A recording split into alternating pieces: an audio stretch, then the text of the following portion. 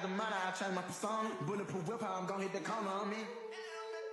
Stay on top of these niggas, yeah. Mama, you got it like this. Yo, what is good, YouTube? It's your boy Kayla Shot This, coming back with another video, another sit down tutorial video. This gonna be another video I post before the South Carolina vlog. So when you see this, just know that the vlog gonna be coming following after this video, you know. So today I really wanted to sit down and touch on how to make epic recap videos, how to make recap videos that's fire, good edits, you know the type of videos y'all really want to make, the type of video that every video person with that sports recap, how to make just a great recap video. And I'm gonna really touch on some of the key points. I'm gonna really touch on the key points for sports actually, but this could actually apply to all people, and I'm gonna drop in a lot of game. The first tip I want to say is try to be creative. Don't it's cool to have inspiration, but you really don't want to catch yourself just looking at other people's work the entire time, because you're gonna be feeling like your video isn't, enough, and you're gonna get discouraged. I mean, it's good to have inspiration, but you really want to just have a creative mind when you're making videos. Like you gotta remember, like, you want to have your own flow of video, like you want to have your own style that you personally like. And that's why I say don't really try to get too caught up in like trying to be like everybody else. Be creative, bro. Like use different songs than people like. You know what I'm saying? Try to use songs that you wouldn't expect anybody to use. That's what I would say. So yeah, I just want to put that out there. Like I said, it's good to have inspiration, but you really want to just try to stay in your own creative mind. My next tip is get a lot of angles, get a lot of B-roll, because recap videos isn't necessarily all about the action. I'm still learning this to this day. I'm not saying I'm perfect at recap videos or epic sports videos either, because I'm still learning. But I've learned over the time that you want to get a lot of B-roll, like them cutaway shots to the crowd, and like even just players just showing their emotion after the play, showing what they're doing before the game, pre-game, them standing up during the national anthem, stuff like that. That's real key. Like that can really change a lot to your video. So you really want to make sure you're catching a lot of B-roll. B-roll is very important. I almost want to say B-roll is almost just important as the main footage. You want to get the main shots of them. If you record a football, you want to get the best touchdown. If you record a basketball, you want to get the best shot, best dunk. You want to get that. But B-roll is everything. Like, I wish I knew that when I first started. I used to just focus on the main clips. Like, I swear I just focused on the main clips the entire time. But now I'm starting to really get into doing B-roll, doing more B-roll, and actually locking in on B-roll as much as I lock in on the main clips. My next tip, it actually comes from the last video. I said plan your shoot. You need to know what shots you're going to take. You got to know what you're going to come in there and do. You can't come to a game and just think, oh, I'm just going to point the camera at him, it's going to be good. Nah. I'm going to tell y'all, like, that baseball video y'all just seen me post, I planned that. I already knew what shots I was going to get. So I was straight. When I went in there, I got in my spot and I recorded what I needed to record.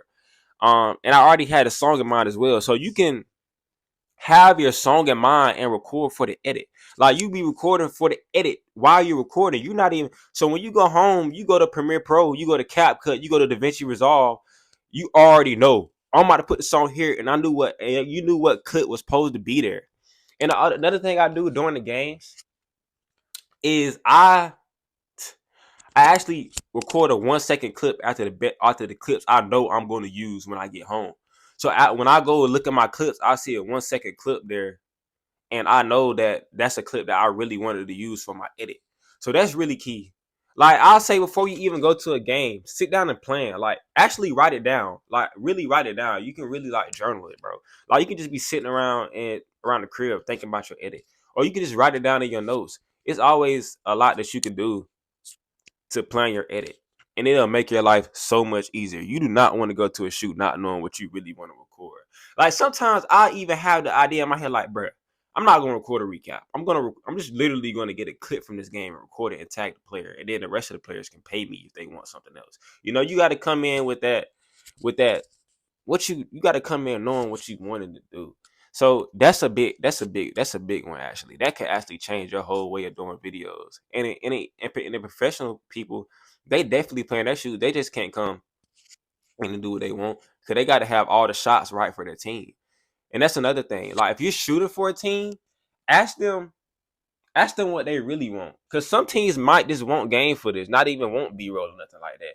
Ask them what they really want from you, because at the end of the day, you want to make the client happy. And this is to like the business standpoint of somebody hiring you. You want to make the client happy. So, you know, you need to ask them what they want. You write it down. You write it down in your notes. You know what shots they want.